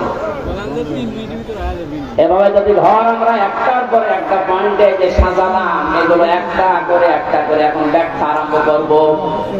আমার যে প্রথম ঘরের খুঁটির উপরে যে চাল আমরা দিয়েছিলাম, নামাজের ব্যাখ্যা, রোজার ব্যাখ্যা, হজের ব্যাখ্যা, যাকাতের ব্যাখ্যা, একটা একটা করে খুঁটির ব্যাখ্যা দিলে যেরকম 4 দিন লাগবে। আবার এগুলো কম বেশি জানি না, জানি এই খুঁটিগুলো আমার বলার দরকার নেই। কয়েকটা চালের কথা, কয়েকটা বেড়ার কথা, দেওয়ালের কথা আমি বলছিলাম। তার ভেতরে একটা রাজনীতির বেড়া আমরা ঠিক করবো তো ইনশাল্লাহ। বাস্তবে যে দেখবেন আল্লাহ রাসূলকে মানি না, ও আমার পীর হলেও মানি না, আমার বাবা হলেও মানি না, আমার ভাই হলেও মানি না। আল্লাহ রাসূলকে মেনে চলে ও যদি এখানে বাড়ি না, আমার আত্মীয় না, তাহলে বেড়া আমার দেওয়া লাগবে। এরপরের বেড়ার নাম পারিবারিক জীবনের বেড়া। এ বেড়ায় হাজারো মানুষের আমাদের ঠিক নেই। এখানে অনেক আলেম পর্যন্ত আছে, আমি বাস্তবে দেখেছি তাদেরও পরিবারে খাস কথা হয় না। আমি শপথ নেওয়ার জন্য গত 8 তারিখে 8 দিন আগে আমির জামাত এসেছিল কুষ্টিয়া। আমার ডেট ছিল ওই দিন। 120টার উপরে আমার প্রশ্ন করেছি পারিবারিক জীবন নিয়ে। যে প্রশ্ন করেছিল প্রায় 17-18টা। সারা দেশে আমি ওয়াজ করে বেড়াচ্ছি, সারা দেশে আমি ঘর ছেড়ে বেড়াচ্ছি, আমার ঘরে টিন নেই। আমার যেগুলো প্রশ্ন করেছে মিথ্যা তো বলা যাবে না, বাস্তবে একেবারে সত্য মিলিয়ে দেখলাম না, মিলছে না। রকম মানে যে খুঁটি নির্ভর করা যায় এমন জিনিস, সেটা আসলে আমার হয়নি। পারিবারিক জীবনের যে আসল খাস পর্দাটা 100 ভাগ এখন আমার আসেনি। আমারে বলছে হবে না, দিন পাল্টিয়ে দিলাম, আবার 9 দিন পেছিয়ে দিয়েছি।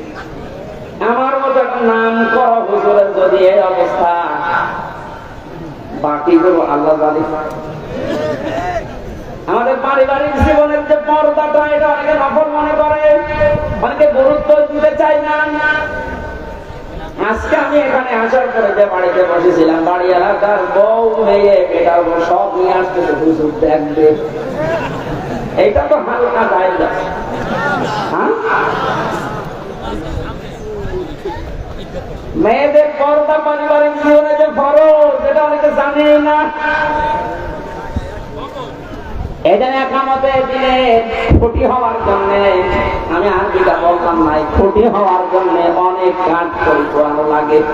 সত্যি যদি কোনো মানুষ একনিষ্ঠ ভাবে ইখলাসের সাথে খুঁটি হিসাবে কাজ করতে চায়, আমার যতটুকু বাস্তবতা দেখলাম 120টা প্রশ্নের ভেতরে আল্লাহ তাকে জান্নাত দিয়ে দেবে। আমাদের পারিবারিক জীবনে স্বামী স্ত্রীর যে সম্পর্কটা হওয়ার কথা ছিল, এখন আস্তে আস্তে ভারতের চ্যানেলগুলো থেকে আশপাশের মানুষের ব্যবহার থেকে আমরা নষ্ট করে ফেলেছি। অধিকাংশ স্ত্রীর স্বামীর উপরে শ্রদ্ধা নেই, ভক্তি নেই, খালি ভুল ধরার চেষ্টায় থাকে, এরকম বউ নেই। আরো আসতে বলেন, পৃথিবীতে যত খারাপ স্বামী হোক, ফেরাউনের মতো এত খারাপ স্বামী কারো কপালে জুটেছে? নিজের স্ত্রীর হাতে ব্রেক লাগিয়েছে, পায়ের ভেতরে ব্রেক লাগিয়েছে, কপালের ভেতরে শালা কাটিয়েছে, মাথার উপরে গরম তেল ঢেলে দিচ্ছে। হযরত জিবরাইলকে আল্লাহ বললেন, জান্নাত টানিয়ে ধরো আমার বান্দির সামনে।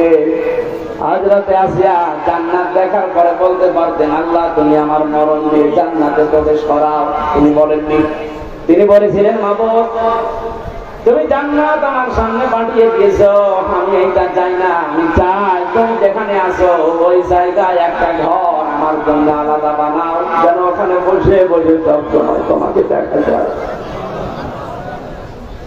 আমার উপরে অত্যাচার চলছে, জুলুম চলছে, তোমার আবার যেন রাগ হয়ে না যায়। অনাজ্জিনি মিন ফিরআউনা ওয়া আমালিহি অনাজ্জিনি মিনাল কওমিজ যালিমিন। আরবি গ্রামার যারা বলেন জিজ্ঞাসা করেন, খালি করে আল্লাহ টান দিয়েছেন, অনাজ্জিনি আমাকে তুমি বাঁচাও, এই যে অত্যাচার করে আমার স্বামী নিজে আর লোক দিয়ে করায়, এই জালেমদের হাত থেকে তুমি আমাকে বাঁচাও, কিন্তু আল্লাহ তুমি রাগ করে আমার স্বামীর উপরে গজব দিও না। এত বড় কঠিন বিপদের ভেতরে স্বামীর জন্য বরদোয়া দেয়নি। আর আমার আপনার বউ সারা জীবন আপনি মাটি করে দেবেন, খাটতে খাটতে মাথার ঘাম পায়ে ফেলে চুল উঠে যাচ্ছে আপনার। একদিন যদি একটা সাবান কম হয়, ওটা দিয়ে ফোটা বের করে দেবে। বরদোয়া আছে বাংলার বিহিতে না। আমরা এরকম পারিবারিক জীবন চাই না। বিশ্ব নবী মুহাম্মদ রাসূলুল্লাহর স্ত্রীর দিকে তাকান, তার পারিবারিক জীবন কেমন ছিল।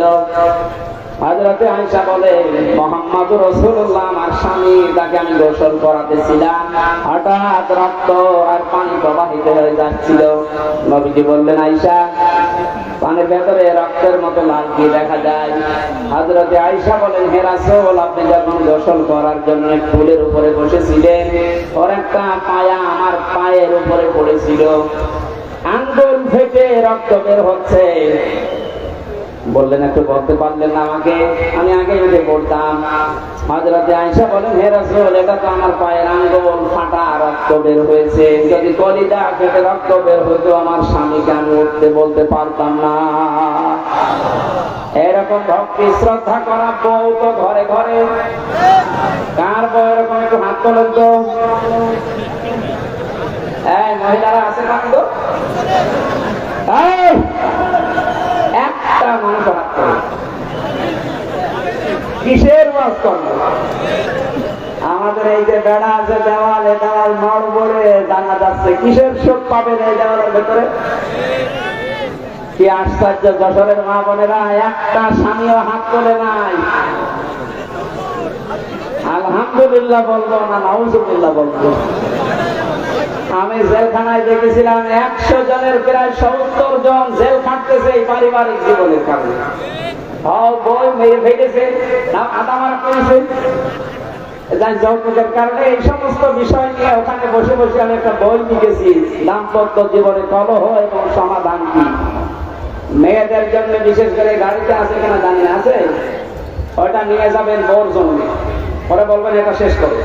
মেয়েকে বিয়ে দেওয়ার আগে ওটা পড়াবেন, 120 পৃষ্ঠা লেখা আছে, দেওয়ার সময় বাড়ি থেকে নিয়ে ওদের পড়ান। পারিবারিক জীবনের যে এই যে দেওয়ালটা বেড়াটা, এটা আমাদের ঠিক করা দরকার। নয়তো আপনারও জীবনে এই জল্লাদ শাহজাহান এবং এখন যে জল্লাদ আছে কেন্দ্রীয় কারাগারে, এর নাম ইলিয়াস, এই বউ মারাতেছে।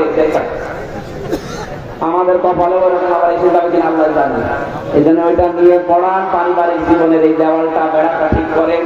আল্লাহ এরকম একটা শান্তির ঘর আমাদেরকে তৈরি করার তাওফিক দিন, যে ঘরের ভেতরে প্রবেশ করলে শান্তি পাওয়া যায়। আল্লাহ আমাদেরকে দোয়াও শিখিয়েছেন, আমরা ওই দোয়াই আরম্ভ করছিলেন।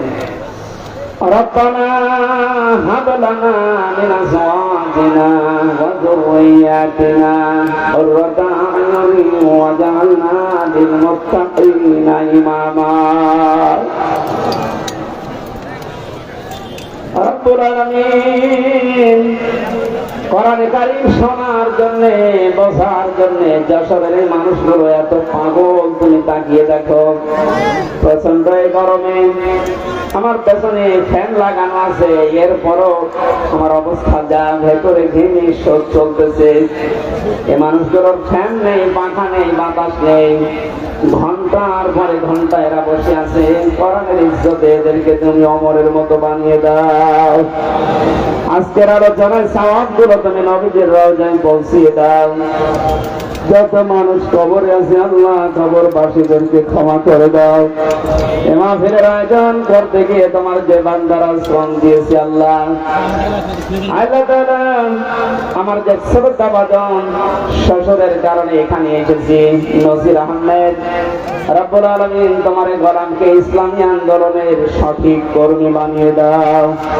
তার জীবনের ভালো কাজগুলো কবুল করো, অন্যায় কাজগুলো মাফ করে দাও। আল্লাহ আমার মামা শ্বশুর মাওলানা আলমগীর হোসেন আমার সাথে আজকে এসেছে, তার বাবাকে তিনি হারিয়েছে, বাবাকে মাফ করে দাও। মাওলানা হুসাইন তার বাবাকে অনেক দিন আগে এই দুনিয়া থেকে হারিয়ে ফেলেছে, আল্লাহ তুমি তার বাবাকেও কবরে মাফ করে দাও। মাওলানা রবিউল ইসলাম সহ যত আলেম এখানে বসে আছে, অধ্যাপক মতিয়ার রহমান স্যার সহ প্রত্যেকটি মানুষকে তুমি দ্বীনের খাদেম বানিয়ে দাও। রব্বুল আলামিন, আমার কণ্ঠে মারাত্মক ব্যথা, কথা বললেই ব্যথা বেড়ে যাচ্ছে। মুক্ত জীবনে যখন ফিরিয়ে দিয়েছো, আমার কণ্ঠটা তুমি ছেড়ে দাও। মা বোনেরা পর্দাতে আছে, এদেরকে স্বামী ভক্তি বানিয়ে দাও। ফাতেমার মতো, আয়েশার মতো, হযরতে আসিয়ার মতো তাদেরকে কবুল করে নাও। রোগ শোক যাদের দিয়েছে আল্লাহ শেফায়ে কামেলা জেলা নসিব করো। প্রশাসনের ভাইরা যারা এসেছে এদের উপরে তোমার খাস রহমত ঢেলে দাও।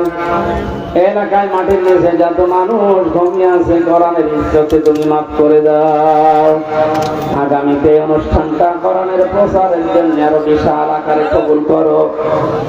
রব্বানা যালামনা আনফুসানা ওয়া ইল্লাম তাগফির লানা ওয়া তারহামনা লানাকুনান্না মিনাল খাসিরিন।